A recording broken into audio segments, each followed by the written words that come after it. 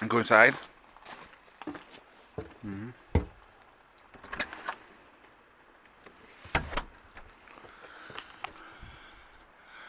Hey everybody, Prepper Nurse 1 here. Today is Monday, January 22nd, 2018. I think I keep screwing up and calling things 2017 or whatever. I'm sorry about that. It's trying to get used to the new year. As you can see, it's overcast today. We've had some rain today, so that's okay. That happens. But anyway, the snow has been melting. Not as fast as I would like it to be, but it is melting.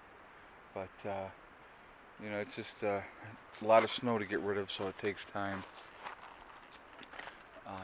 Like I said, let me turn this around so you can see the clouds up here. We're calling for more rain.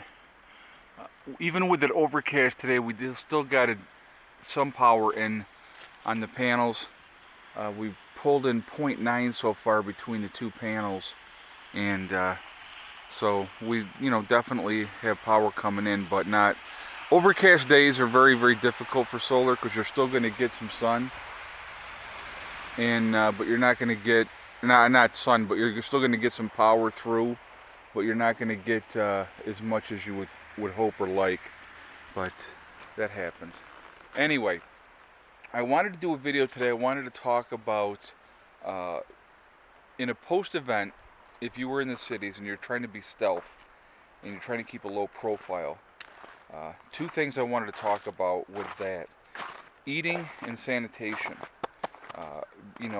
Going to the bathroom and trying to keep a super low profile. Well, between urination and defecation, that can add up pretty quickly, depending on, number one, how many of you there are, and even if you're by yourself, that's going to add up pretty quickly.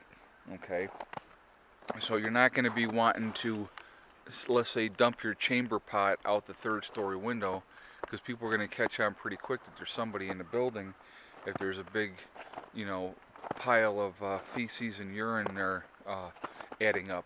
So you really want to try to keep a low profile as much as possible. So we're going to talk about that first. Having disposable bags, or even like contractor garbage bags, are a good thing because they're really heavy duty.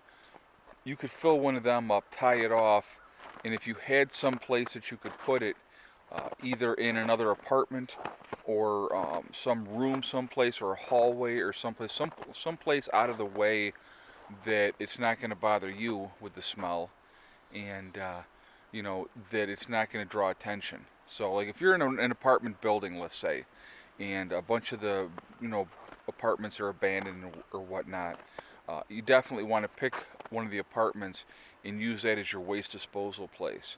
And like I said, you're going to want to definitely be able to bag everything up and have it contained and sealed, so you're not having that smell permeating through the building and those type of things. So that would definitely be something that I would recommend. If you could get, now I mean this is kind of far stretching because where are you going to keep all this, but if you could keep wood chips or sawdust is a freaking great thing. And have sawdust, and then that way when you go, you just add a little bit of sawdust. Like if you have a 5-gallon bucket. I mean, here's your toilet, guys. If you have to have it, if you're in an apartment, you get a 5-gallon bucket. You get a lid, a toilet seat lid, and you have some sawdust.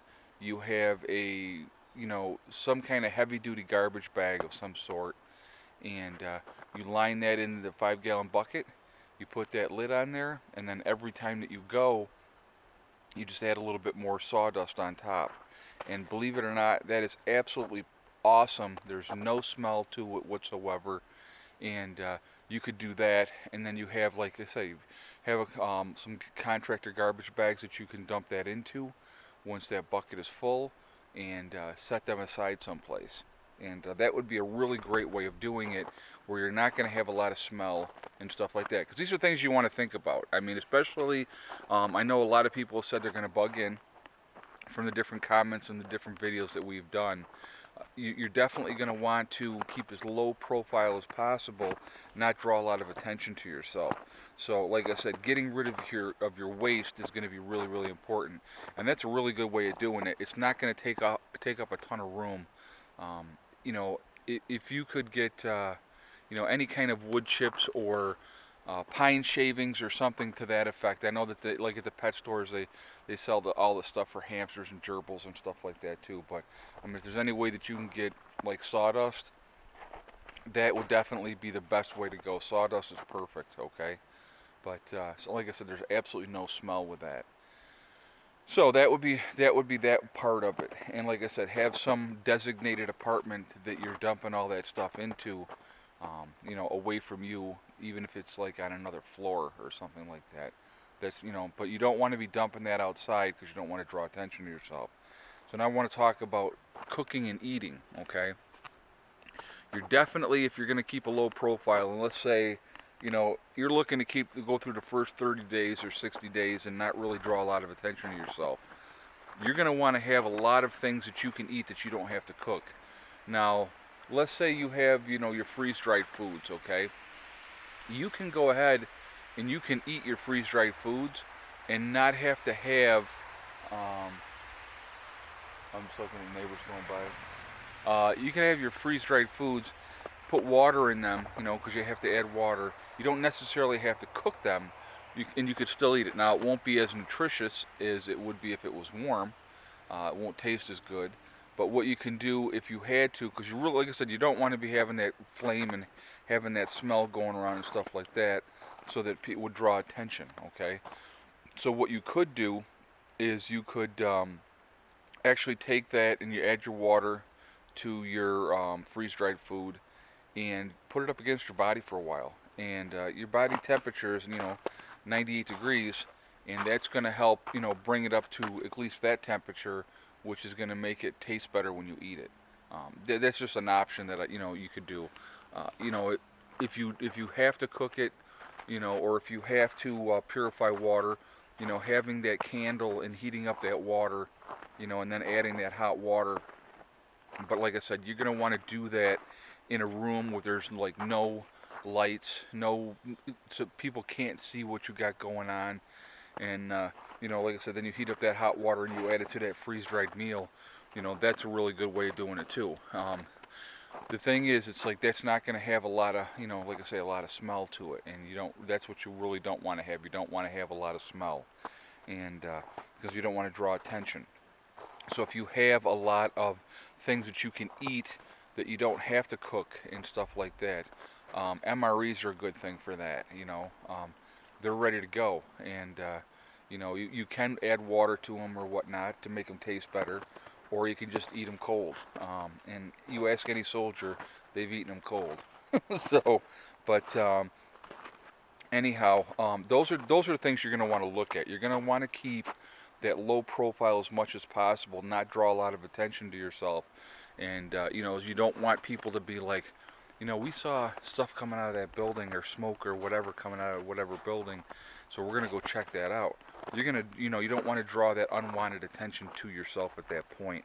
Um, Especially guys, like I say, guys that are going to be bugging in the city, even in suburbia. I mean, let's not even just say city. I mean, even out here, out in the country. Uh, I'm not going to want to be drawing a lot of attention by having the cookout outside cooking up while people are starving. I mean, we're going to want to keep a low profile as well. And you want to basically let people think that you're starving along with everybody else. You don't want to flaunt what you have. You don't want to be, you know, sitting around and getting all fat and or staying fat, as the case may be, but while other people are starving to death. You want to portray that you're starving too and that you're looking for food as well, and you don't want to draw that attention to yourself at that point. What your stores are, you definitely want to have them, and this is what I would suggest to anybody, especially like if you're in a city. If you can have like 3 or 4 different places where you can have hidey holes, and there's always places to hide stuff, guys, always places to hide stuff. you know, have a bunch of different places where you have caches of food and other supplies. It's not just food. You know, clothes, lighters, you know, jackets, you know, those type of things. Having different things in different spots, so that if you got raided and somebody took your stuff, and if they let you live, at least you could go and hit your next spot and get more stuff so that you can survive. Those are real important things to think about. Okay, so. I definitely want your guys' feedback with you guys, especially that are living in the cities, that are planning on bugging into the cities.